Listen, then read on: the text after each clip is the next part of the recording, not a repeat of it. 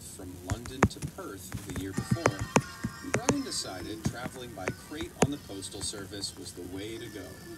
While in Australia, he approached Qantas Airlines to ask about the size of crates allowed to be transported and how much it would cost him. Even though his desired shipping crate size was more expensive than a passenger ticket, Brian planned on sending himself via cash on delivery, meaning he only had to worry about settling fees once back in London. Using forged company papers he got from a friend, Brian convinced Qantas that the crate would be carrying a large IBM 7030 computer and that it was being shipped to London for servicing. With his transport all set, Brian bought a crate from a builder's merchant.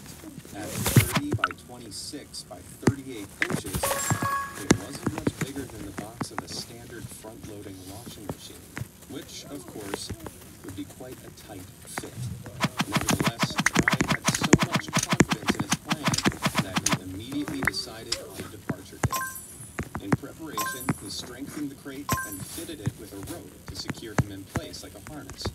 The side of the box through which Brian climbed was nailed shut from the inside once he was in, and he packed a pair of pliers to open it back up when he touched down in London. Because Brian also took a large suitcase with him, it meant he had to sit with his knees pressed against his chest for the entire 36-hour journey. He couldn't stretch his legs and couldn't turn around. And even though the 2 pillows he packed made it comfy at first, it wouldn't stay comfy for long.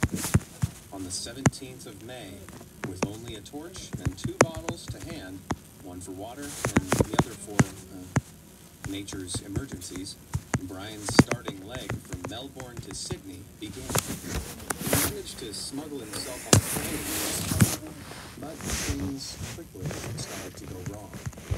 At first, Brian's box was dumped upside down, but as he was helplessly strapped in, try as he might, he was crammed too tightly in the box to turn around.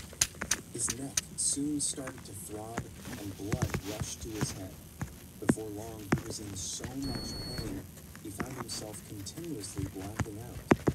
Eventually, after spending 22 hours upside down, Brian's crate was turned upright and loaded onto another crate. But his problems didn't end there. What Brian didn't know was that the original Qantas flight ended up being overbooked, so the airline loaded him onto a Pan American aircraft with a longer flight route.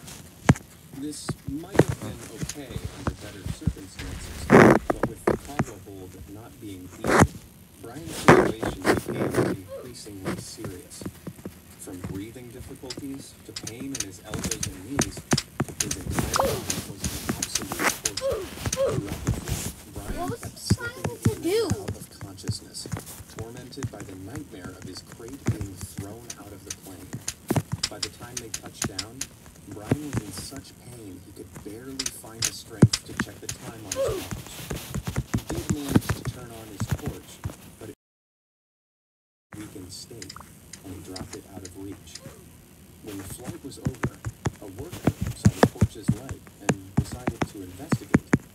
Peering through a hole in the crate, he was shocked to see what looked like a dead body, and he wasn't far off, seeing as Brian himself felt as dead. The worker immediately summoned a team of doctors and customs officers who, after a heated debate about the crate's legal status, decided to break it open. Finally, Brian's ordeal was over. He had escaped Australia. But here's the kicker. He wasn't in London either. The startled officials, all of whom spoke with American accents, revealed to Brian's utter, unbridled horror he was actually in Los Angeles, nearly halfway across the world from his intended destination. It took a total of 4 officials to hoist Brian up and out of the crate, and as they laid him down, his legs refused to straighten. For hours, he was stuck in the position he'd wedged himself into for his journey.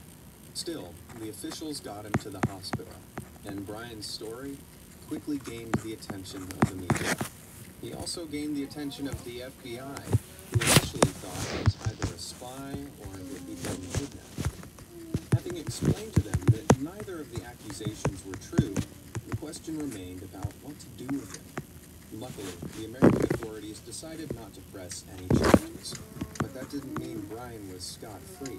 Being named responsible for his fate as a stowaway, Pan American could have easily sent Brian back to Australia. But keen to ride the wave of publicity around his escape, they sent him to London instead. First class, and in an actual seat this time, no crates in sight. In total, Brian had spent 4 days inside the crate. He was honestly